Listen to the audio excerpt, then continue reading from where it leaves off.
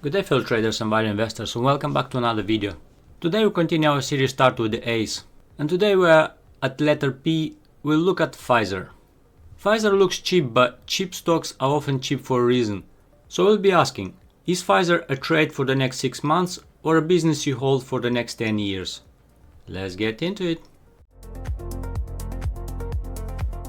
Most people think Pfizer's days ended with COVID, but that's not what the numbers actually say.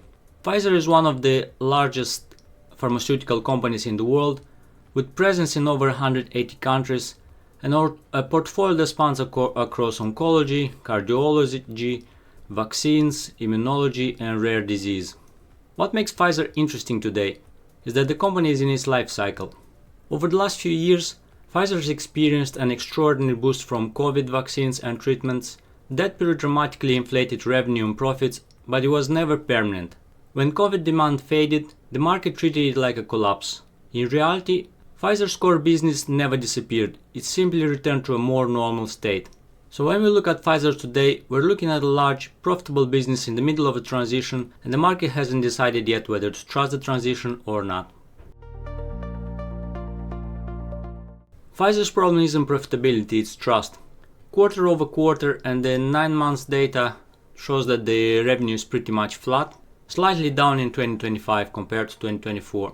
Diluted earning per share of 0.62 compared to 0.79 quarter over quarter and 1.65 compared to 1.34 for the 9 months. According to management's latest guidance, COVID products are making up a smaller part of the sales. We see 6.5 billion of 62 billion revenue that they guided for 2025. We'll now have a quick look at the earnings as well. Management has guided between 3 and 3.15 for 2025. Another thing to flag is that management outlined a 7.2 billion net cost saving by 2026, 2027 I've seen in some of the slides, with most of it being delivered already in 2025. We'll now look at the fundamentals in trading view as well. We can see that revenue has been up and down. We'll switch to annual straight away just so we can compare the COVID years. We can see that before COVID, Pfizer was returning about 40-50 billion in revenue. COVID era doubled that to 80-100 billion, and we can see that now is back to a more normal revenue of 60 billion, 62, 63, and that's still higher than how it was before the pandemic. Even though the investors don't like the stock as much since we've seen how the price have gone down a lot, or we'll look on the charts in a bit. Net income has been up and down, and only discrepancy I've seen in here is that some of the years the net income is going up 200%, 100% compared to the revenue, which is not going up by that much. And mainly that's because of the cost, the taxes, merger and acquisitions, and also they spend quite a bit of money for research and development. We can see R&D expenses going from 8 billion to 10 billion, and the guidance is between 10 and 13 for 2026. Switching to balance sheet, we can see that they have a good number of total assets, 213 billion. Net debt is at 46 billion. If we expand the assets, we can see that cash and short-term investments is at 20 billion, and it's slightly been growing since 2018, but it's seen better days of 31 billion. Switching to statistics, you can see that Pfizer is currently selling for a PE of 14.59, which is pretty much in line with the big pharma. Net margin is quite good this year, 21%, but it's been up and down over the years. Current ratio of 1.28, pretty healthy as well. It means that Pfizer will have no problems paying its suppliers, will have no troubles paying its current liabilities. And debt to equity 0.66, which is pretty healthy as well. Both of these numbers are slightly lower or higher than what I like them to see. Debt to equity I prefer 0.5, but still acceptable, and then current ratio I prefer it at 1.5, minimum 1.5, but still acceptable for a company of this size. So overall, fundamentally, Pfizer is not a broken company. Cheap doesn't always mean good value, unless the business can earn more in the future. So let's have a look at Pfizer's intrinsic value through the 3 calculators and the 3 case scenarios. For intrinsic valuation purposes, analysts forecast Pfizer's earnings per share to grow at 15 to 20% over the next 5+ years, with some models suggesting near 20% annual EPS growth as a long-term estimate. I use the bull case scenario growth to be on more of a conservative side. As we can see, using Warren Buffett's calculator that's focused on the book value per share as well as the dividend yield and the 10-year notes, we can see that the stock is currently undervalued. Using Phil Town's calculator, calculator, which focuses on EPS growth and aims to buy the stock at a 50% discount, we can see that the stock has another 50% to drop from the current price. And using Peter Lynch's calculator, we get a fair value rating. And for the 3 case scenarios, I use Pfizer's ability to replace lost high margin revenue as the key driver. And I use these multiples because I've seen in the past Pfizer was selling for a PE of 9 in the more depressed years, and in the good years a big pharma like Pfizer would sell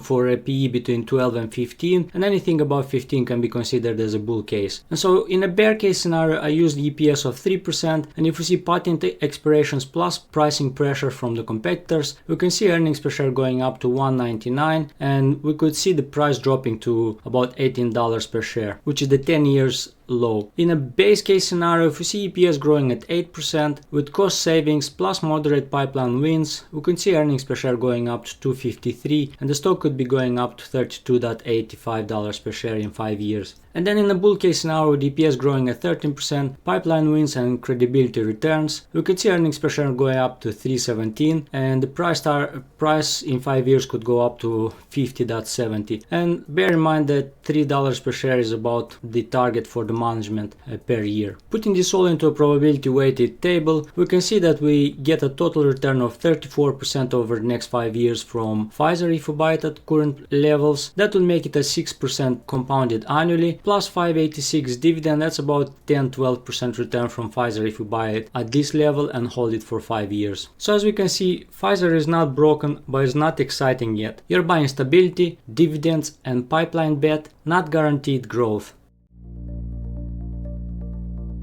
Pfizer isn't risky because it's unstable, it's risky because it's in transition. Here are a few risks that I identified when I was going through the filings. Patent expiration is the first one. Several of Pfizer's older drugs are approaching or are already facing competition. When that happens, revenue doesn't just slow down, it can drop sharply. This means Pfizer must continually replace high margin drugs with new ones just to stand still, and that will involve a lot of expenses in R&D. Pipeline risks. Pfizer is investing heavily in oncology and obesity, but these programs are still work in progress. Not every cyclical trial succeeds, and not every approved drug becomes a blockbuster. This is why Pfizer's valuation remains discounted. The market wants proof, not promises. Pricing and regulation. Pricing pressure is a risk across the entire pharmaceutical industry. Governments and industries want lower drug prices, and Pfizer has already made voluntary pricing concession in the US. I've seen this mentioned multiple times through the presentations and the filings. And finally, earnings quality and noise. Pfizer's reporting earnings have been noisy due to restructuring costs, acquisitions, and heavy R&D spending. That doesn't mean profits are fake, but it does mean investors need patience while the transition plays out. When we talk about risk with Pfizer, we're not talking about survival risk. Pfizer is a global cash-generating pharmaceutical company. It's not going away. I use technical analysis not as a prediction, but for confirmation. Looking at the chart now, we can see that the stock is coming after a long downturn. As we discussed in the fundamentals, is driven by the revenue. Zoom out a little bit, we can see this is the pandemic low. And one thing that's interesting, if we remember correctly, the revenue was about 40 billion during the pandemic, and the stock was selling for about $30 per share. The revenue now is 62 billion, and the stock is selling for $26 per share. A little bit of a discrepancy in there. Zoom further out, we can see that 10 years ago the stock was selling for about $20 per share. It found resistance in there, it broke through it, and then it rallied all the way till about $30 per share, where it found further resistance. Then the pandemic happened and the stock dropped all the way to its 10 years low to about 18-19 as well. And then on the back of COVID, it had a rally. It rallied all the way till about $50 per share, where it found resistance. Earnings normalized, revenue normalized, and then we've seen the crash, about 50% correction. What we can see in the most recent time is that the selling pressure has lost its momentum. It looks like some of the buyers are stepping back in. We can also see on the MACD that MACD made a higher high whilst the stock made a lower low, so we can see a little bit of discrepancy here. We can also see that the moving averages are crossing above now. We can see that they are turning from a red zone to a green zone, so that's a positive as well. Overall on the charts, I feel like the indicators are turning. ATR are printing below the candlesticks. MACD and the signal line are rising above the 0%. Histogram is turning green, and the moving averages are turning green as well. All in all, positive momentum behind the stock according to the charts. Pfizer looks cheap, but it's not cheap because the business is broken. In the short term, this is not a clean 6 months trade. The chart shows a sideways move, not a breakout. But for long-term investors, Pfizer does look like a business you can hold for the next decade, provided you are willing to be patient while the transition plays out. If you enjoyed this analysis and found it useful, hit the like button, consider subscribing, and let me know in the comments what stock you'd like me to analyze next on Fundamentals in Motion. Thanks for watching.